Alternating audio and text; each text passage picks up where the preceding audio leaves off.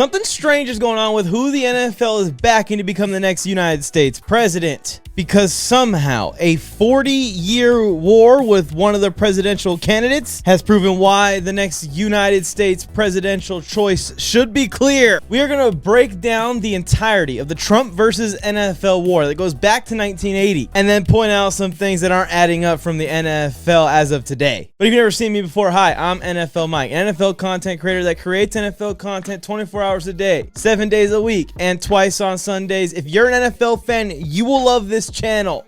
Subscribe before I'm gone forever in your algorithm, and like this video to get it out to more NFL fans and more Americans who are interested in the election this year. You can also help me out tremendously by sharing the video. Otherwise, you're fired. In all seriousness, Donald Trump's war with the NFL goes back to the 1980s. In the 80s, there was kind of a fire sale around the league. NFL owners who had bought these teams for dirt cheap a few decades earlier now wanted to cash in on those investments and sell these teams that were now worth millions. But little did these owners know that eventually the teams would be worth billions. And looking back on it today, it appears that Donald Trump had a hunch that these teams will be worth billions one day. He tried to buy the New England Patriots. He tried to buy the then Baltimore Colts before they had moved to Indianapolis. He tried to purchase the Dallas Cowboys a few years before Jerry Jones would go on to buy the team. And the then NFL commissioner shot down all of Trump's attempts to purchase the NFL team, become an NFL owner back in the 80s. For whatever reason, I'm sure some kind of business dealing, the commissioner at the time held a personal vendetta against Trump and said as long as he was commissioner, Trump would not become an NFL owner. This led to Trump having a personal vendetta against the league. He'd even go out and say that he feels sorry for the poor sucker who's going to buy the Dallas Cowboys. Because not only are the Dallas Cowboys going to be a losing franchise, but that also the new ownership was going to take all the blame for the franchise's failures. Considering the Dallas Cowboys in the 70s were one of the best teams in NFL history at the time. I'd be right, Jerry Jones does get blamed for most of the Cowboys' failures up until today. But before the last couple of decades, remember there was an entire period where Jerry Jones was winning Super Bowls on Super Bowls and raising the value of his franchise from $100 million when he bought it to now almost $10 billion. Now, hindsight's 2020, but at the time, Trump obviously held a personal vendetta against the league, like I said, because he immediately would go and buy the USFL's New York Generals and shake everything up. Throughout his time as owner of the Generals, he would constantly take shots at the other league, take shots at the NFL commissioner. He would successfully scalp Doug Flutie from the NFL and multiple other star players that you would have never expected to make the leap, but Trump had the money to throw around. It is rumored and reported by Trump himself that he came this close to convincing Lawrence Taylor to leave the NFL in his prime and had an agreement with Don Shula verbally to become the head coach of the New York Generals instead of the Miami Dolphins, where he had won multiple Super Bowls. This obviously didn't go over well with the new NFL commissioner at the time, Tagliabue, and started a permanent grudge on both the NFL and Trump's side at this point. It got so bad that Donald Trump and the USFL would end up suing the NFL. They made claims that the USFL approached all of the large sports broadcasters on television at the time, and that every single primary broadcaster had already been signed to a deal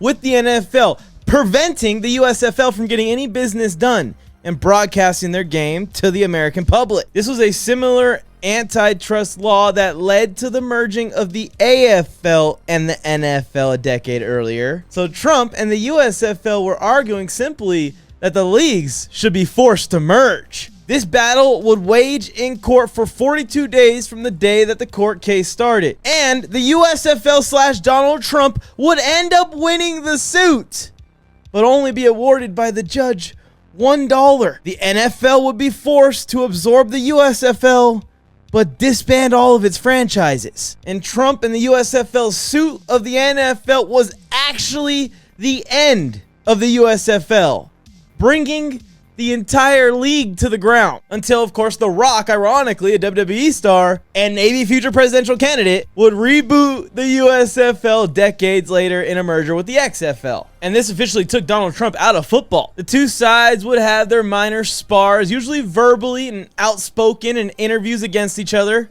Whether it was the commissioner at the time against Trump or Trump against the entire NFL as a whole until around 30 years later. In 2014, the Buffalo Bills would become for sale suddenly. Longtime owner Ralph Wilson would pass away, leaving the team up for sale by his remaining family members. And it is reported, and Donald Trump said himself, that he put in a strong bid to become an NFL owner once again. He had not forgotten about the decades earlier, and he actually probably intended to bring some chaos into the league at that time. But it is also said by Donald Trump and other media outlets that Roger Goodell went out of his way to personally block Donald Trump from buying the Buffalo Bills.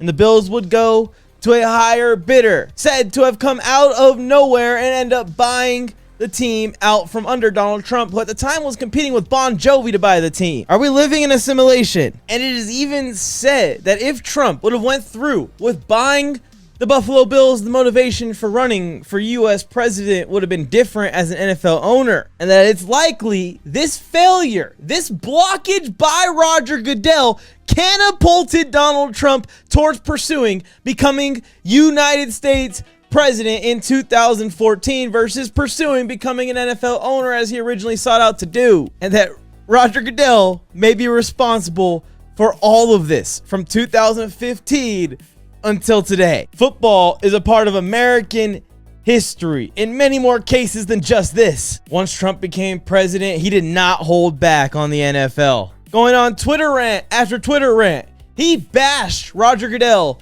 for suspending Ray Rice indefinitely, calling him a weak man, called him stupid. Donald Trump famously tried to get Tom Brady to sue the NFL over Deflategate. Of course, there's the infamous comments that he made as sitting president on the Colin Kaepernick situation in the moment as it was happening. And he kept pushing and pushing and pushing at the NFL and even the NBA a little, to a point that all of the owners and players turned against him. He tweeted about the NFL and about the national anthem in 2017 37 times in 1 month. We're talking about more than one tweet a day about the NFL from the sitting president. When a few players said that they weren't going to attend, Trump even uninvited the entire 2017 Philadelphia Eagles from attending their White House visit following winning the Super Bowl that year. Yet when a Trump supporter walked through Philadelphia's stands yesterday, the entire crowd lost their mind. They cheered for Trump. Despite all of this talk about the disgraceful NFL players for kneeling, players that participated in the kneeling, and other top stars such as Patrick Mahomes, Nick Bosa, Joey Bosa, Max Crosby,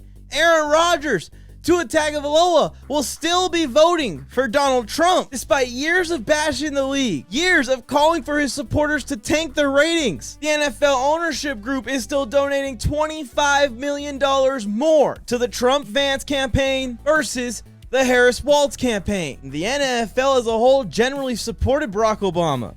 They generally supported Hillary Clinton for president. The NFL assisted in Joe Biden defeating Donald Trump last time. So it doesn't make any sense that all of a sudden the NFL seems like they're on Trump's side generally. The NFL, without publicly endorsing him, seems to want Donald Trump to become the next United States president. There's only one explanation for all of this. I want you to like the video if you agree. We're going to treat this as our own poll. I think the reason for this, the reason the NFL is completely flipped and are now backing Donald Trump, because the other candidate is simply that bad. Thank you for tuning in to another NFLMike video. Now it's time to go make more football friends or go and compete in the Mike's Pickems challenge or against me in daily fantasy football challenges by joining my completely free NFL group chat, or head to fifthdown.shop and check out and see if we got your team's newest designs. Or now you can simply rep your favorite players without having to wear another team's gear, and then tag us in pictures of you wearing your Fifth Down merch for a shout out in the next episode of NFL Mike's Corner, and help us reach our goal of getting 1,000 NFL fans wearing Fifth Down. Or you can head to the next NFL Mike video by clicking it. It's on your screen. Go ahead.